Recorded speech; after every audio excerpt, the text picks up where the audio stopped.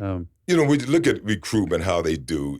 For example, like my after school program, or the kids that I work with, from the street, I would venture to say about 80% of them have little to no positive, consistent relationship with a positive male in their life.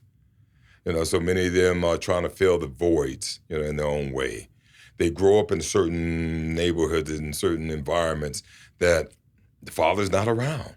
A lot of them in prison, are dead, are just out on the streets, drugged out. So many of these kids are trying to figure out, as far as the male child, as to who am I? Who am I? And so they yoke together. And my attitude now is a whole lot different than what it was 20, 30 years ago. I used to be sympathetic and understanding, that. Uh, but, when they say I came from this neighborhood, that's why I'm in the gang. Everybody in my neighborhood is in the gang. Looked at it and I couldn't realize, no, it's not. We wrote that story a few years ago called The Story of Two Mikes. Mike Asbury, who was the founding leader of the Rolling 30 Crip gang here. It started in '84. And then there's Michael Hancock, who we all know is the mayor of our city. Both of these kids were under my umbrella. When I was over at the Red Shield Center, they used to come to my center, play ball and this and that. Mike had that ability, athletic ability, because he was a leader in his own game, in his own right. Mike Hancock was still from the hood, same environment, same background, same temptations, same pressures. But yet he tried to play ball. The ball hit him all in the head and everything else, And then he wasn't a ball player, but he was in the debate club and he was dinner. But he was at the center. He was with us.